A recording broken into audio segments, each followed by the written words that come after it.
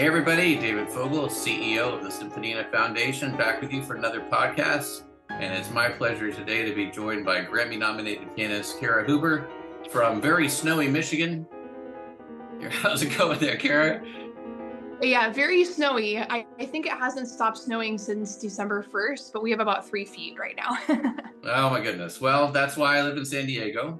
Michigan is very Yeah, nice. exactly. And I'm very, very jealous of you right now. Absolutely. I will take San Diego weather to Michigan weather almost every day. Not every day, but almost every day. But anyway, it's a great pleasure to be with you today. I so enjoyed your album last year during the Grammy season. I got to listen to the complete solo piano works, I should say, of Joan Tower. And I want to start there with you because, as a master pianist, you get to pick and choose who you want to play and what you want to play if it's not your own composition. So I'd like to start with what was the inspiration for you to do that album? Yeah, sure.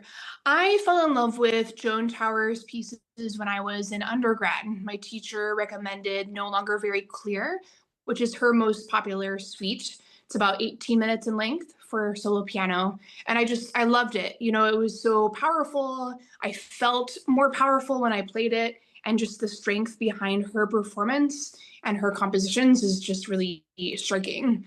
So when it was time for me to perform in Carnegie Hall, I decided to program No Longer Very Clear next to pieces by David Rakowski, and then Earl Weil arrangements of Gershwin, and the entire Rachmaninoff Opus 32, actually. So it was a pretty eclectic concert.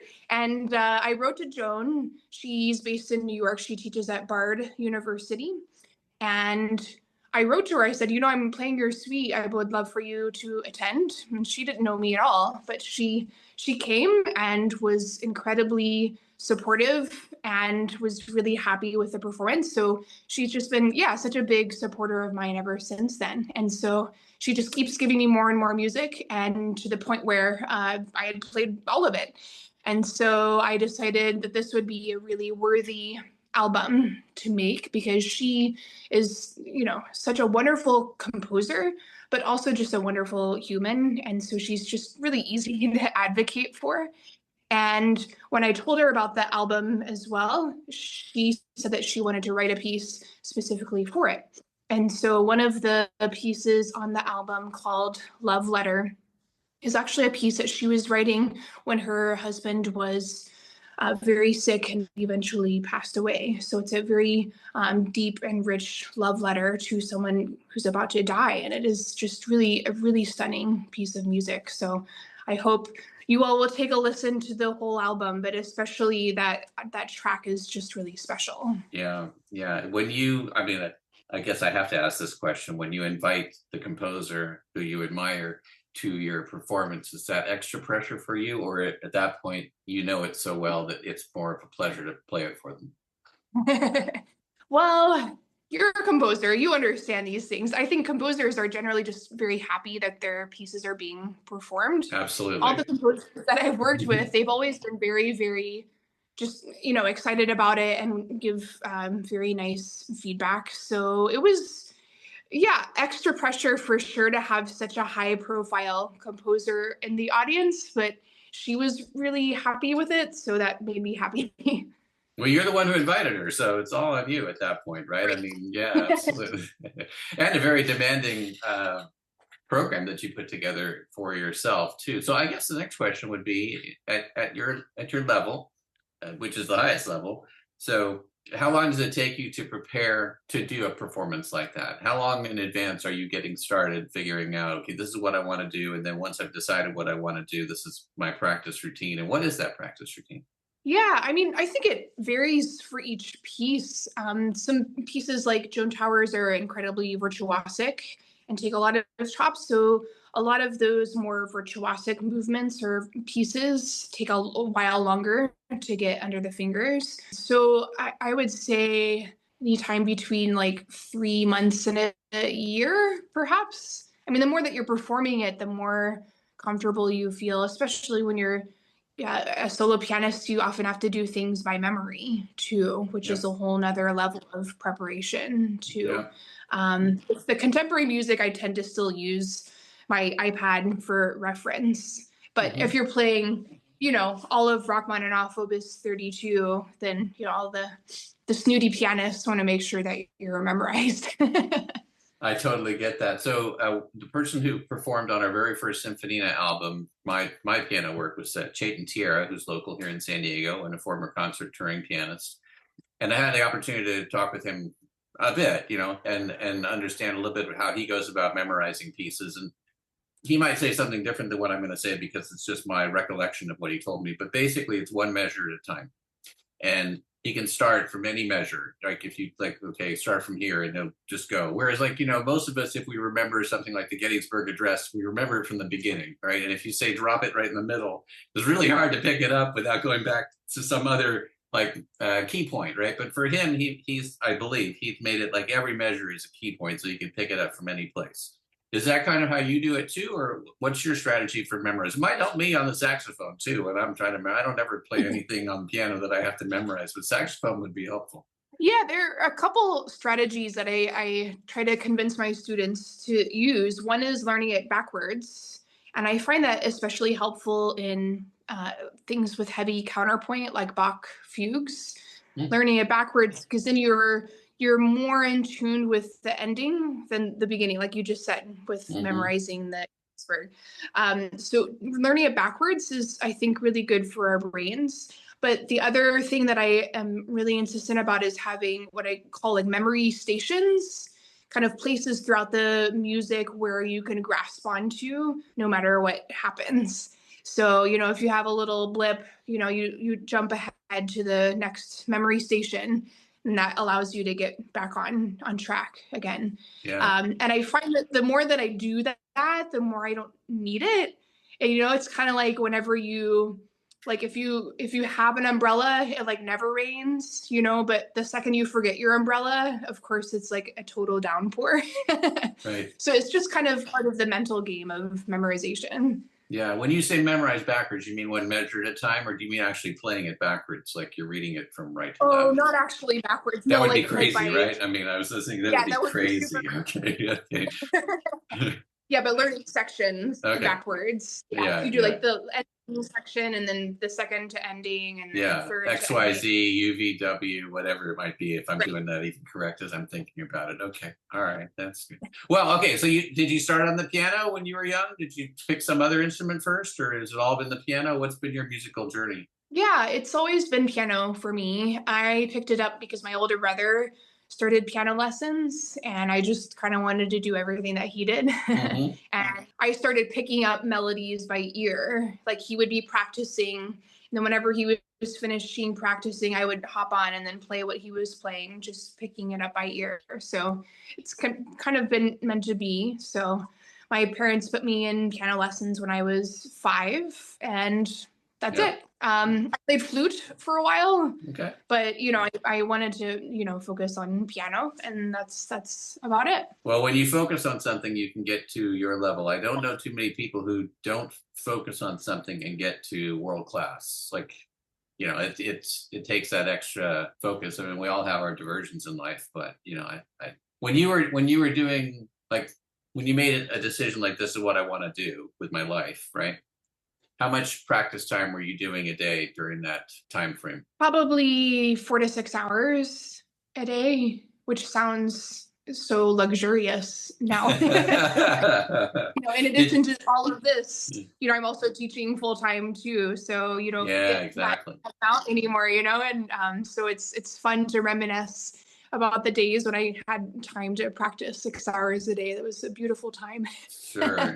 Did you experience anything with physical injury or anything along those practice lines that you might going to give some advice to other people who are not so far along but are trying to build up to where you are? And I know jumping in doing 8 hours in one day is not the best strategy for almost any instrument. So No, no, of course not. Of course not. And, playing piano, like many other instruments, is just kind of unnatural to have to sit like that for such a long period of time. So I think the big thing is not pushing too much, gradually add up your time and also taking breaks. So I insist, say I'm practicing 50 minutes, then I always take a 10-minute break.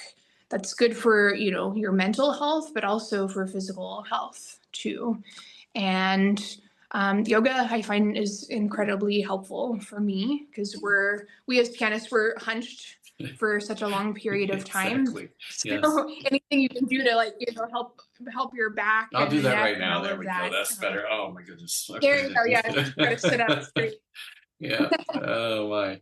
Yeah, I think that's great. Yeah, taking breaks and just being mindful of it. So you I know you went all the way to get a DMA, Doctor of Musical Arts, in piano and also conducting. So let me ask, what was your motivation for going all the way to the doctoral degree and then also branching out into the conducting part? Yeah, well, the doctorate is kind of something that pianists just need anymore, especially if you want a teaching position at a university. So I knew it was something I was going to do at some point. I went straight through my master's and then took some time off. I did a residency in Banff for a year, and then I went back for my artist diploma in Toronto at the Glen Gould School.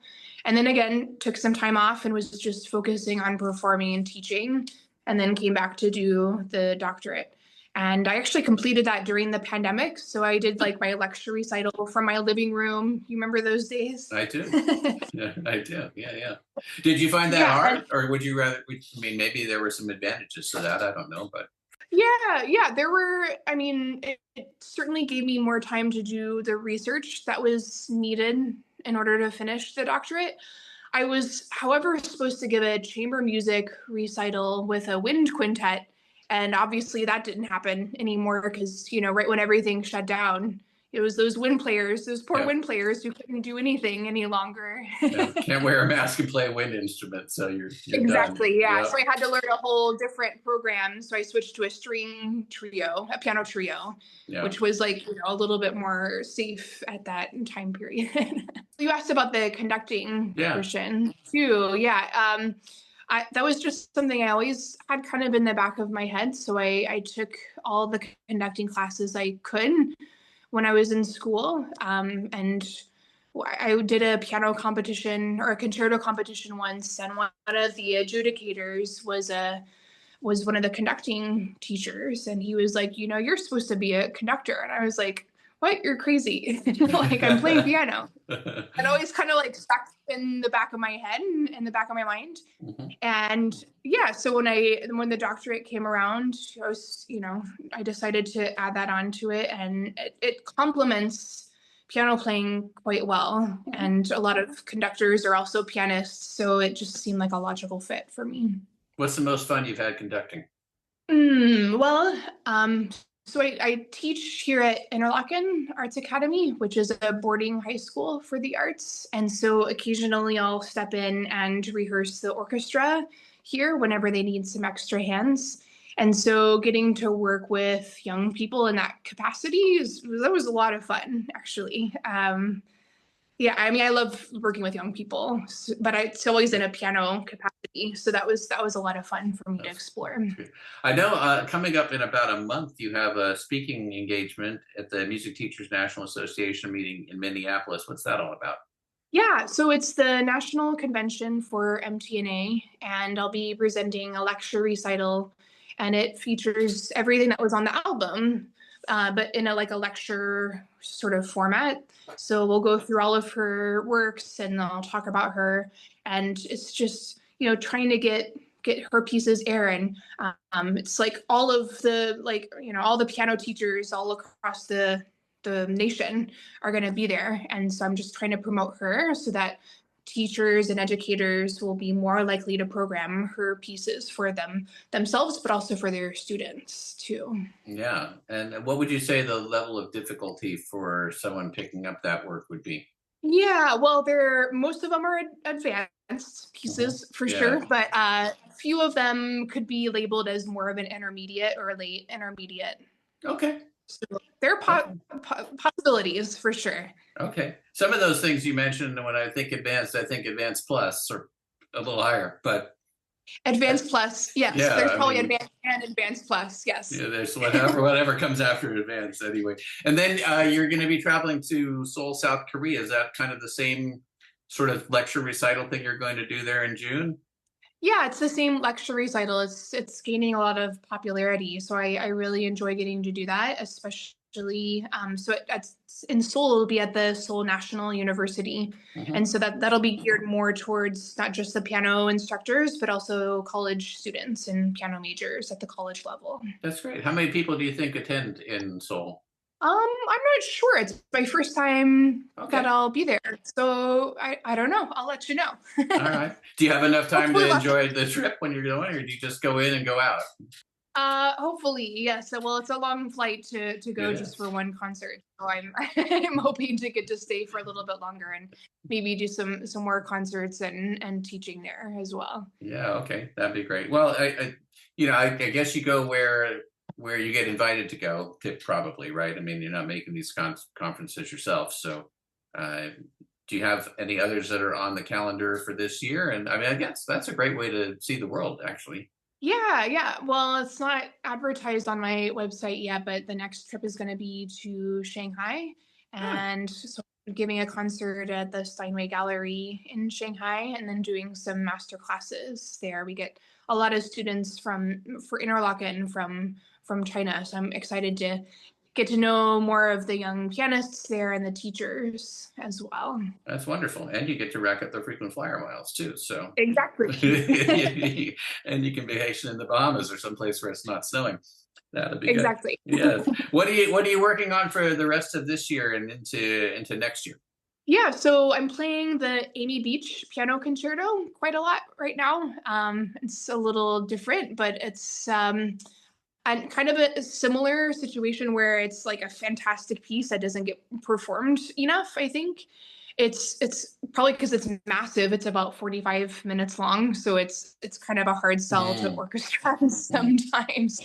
And it's not easy for the orchestra too, so it takes quite a bit of extra lifting. So I'm doing that, and then next season I had mentioned that I play Rachmaninoff Preludes Opus 32, like the complete set. So right now I'm working on all of the Rachmaninoff Preludes, Opus 23 and 32, which will be a whole recital in itself. Can't wait. My piano teacher who passed away last year at age 84, I believe it was, Donna, loved Rachmaninoff. That was her thing to play. She was a former concert trained pianist also. That was Rachmaninoff and Bach were her favorites. Mm-hmm. I'll be looking forward to that. Let me ask, when you in your piano time, obviously you've gravitated toward classical, but did you play anything else? Ragtime, jazz, any other genres? Yeah, a little bit of all of it. Yeah, I probably should admit this, but when I was little, I actually entered a ragtime competition where everybody played ragtime and you had to like dress up in like Ah, old timey clothes. I have some incredibly embarrassing pictures of myself doing that. Um, yeah, a little bit of jazz. Yeah, but then, of course the focus has been classical, but I always say that my expertise is doing like contemporary music and working with living composers and all of that. But I like to do a mash of both because I think it's fun to encourage audiences to listen to contemporary music in that way. If mhm. you program only contemporary music, that's a little overwhelming for listeners. But if you do a mash of Rachmaninoff with Joan Tower, for example, then that kind of reaches a different realm of people. Yeah, and then people, I mean, not everybody's music is for everybody. That's always true. And so I think if you have a diversity in what the program is, that can be helpful to the audience finding something that they can lock onto and look forward to for the next time. So Yeah, and I think what that's a lot of kind of what you guys do with the Symphoninas too, of smaller pieces, so it's digestible and good for everybody to listen to. appreciate that, and definitely on our album coming up this year, there's going to be a very diverse set of approaches towards writing symphony music in that format. You'll find a lot of different things. But what actually do you like to listen to the most? Oh, like a little bit of everything. I try to ask. So all of my students are high schoolers, so I try to ask Yeah, them, what they're listening to, so I can try to attempt to stay cool and hip. But yeah. Good luck. other than that, That's probably pretty tough to do on the piano. What are they listening to? What are high schoolers listening? What are they saying they're listening to in Oh, it just felt, yeah, a little bit of everything. Like, who's cool right now? Like Sabrina Yeah, Carpenter and okay. Taylor Swift. Sure. although that's always like a loaded, debate. Yeah, very good. If someone was wanting to pursue a career as a concert pianist, would you recommend that they go all the way in the educational thing to get a DMA, or is your pianistic talent sufficient, let's just say, to have you have a good career as a touring pianist? Um, such a good question. It kind of depends on what direction you want to go into.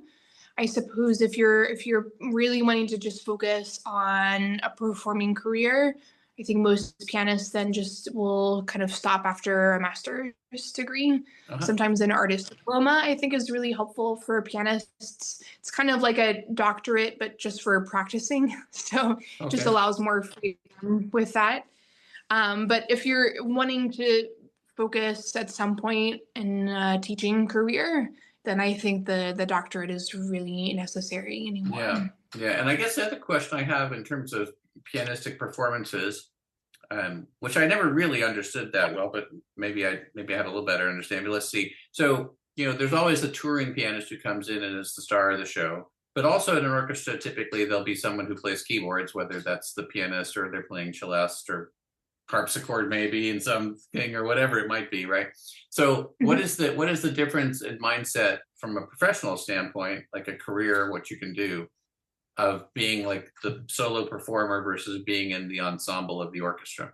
Well, being in the ensemble, yeah, that's a whole nother set of skills, I think, because you have to be able to follow the conductor in more of like an ensemble way, for sure. And then also being able to keep count really diligently, because Yeah. often the auxiliary instruments, they don't play the whole time, so it's a lot of just counting rests and things, just like well, you guys, that's true for wind instruments, I think, as well. Yes, true. Yeah, I'm thinking like the music.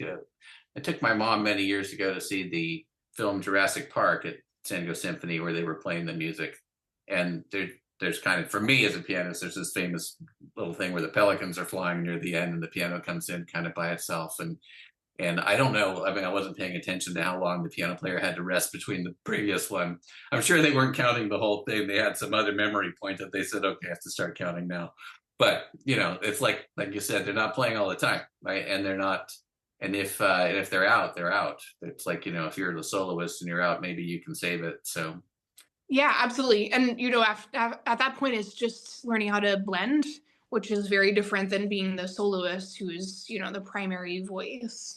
So right. blending, treating it more like kind of like chamber music and making sure that the balance is good and then Yeah, all of that it. brings me to one other thing I wanted to cover with you, Kara, which is like when you're doing that performance, what do you do? Like, pilots have a pre-flight check of the airplane, you know, walk around the plane, see what the pilot before them said wasn't working right.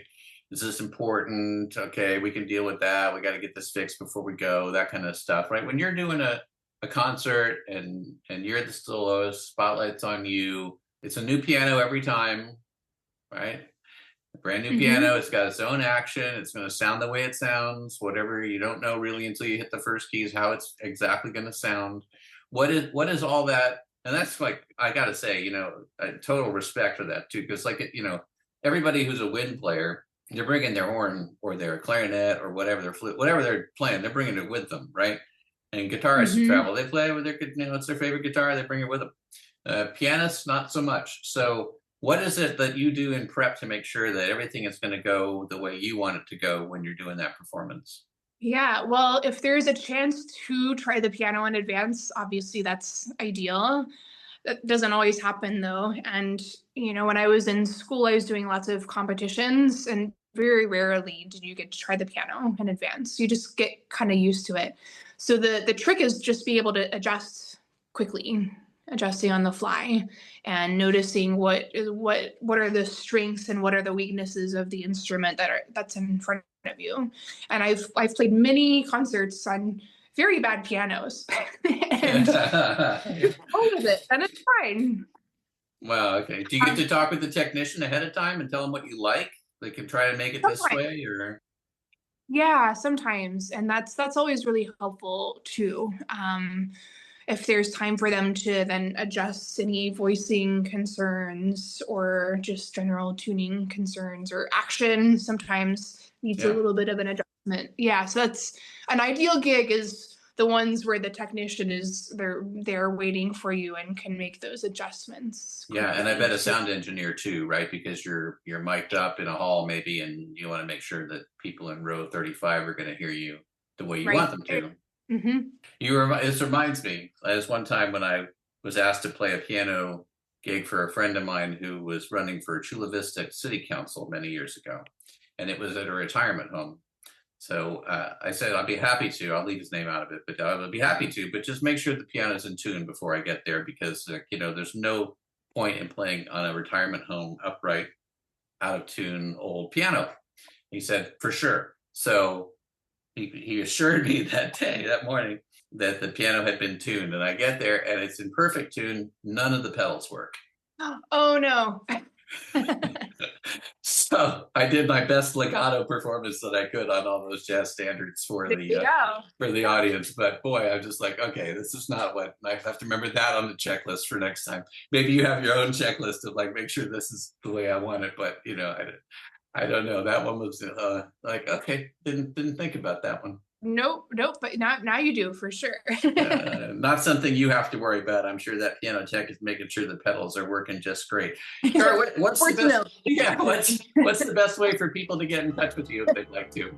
Yeah, sure. Instagram, Facebook, and on my website, there's a contact tool at the bottom of the page. Okay, and that's karahuber.com. Yeah, karahuber.com. Kara, it's always great. Thank you so much. And we'll listen to some more of your fine playing on the way out here. Okay, great. Thank you, David.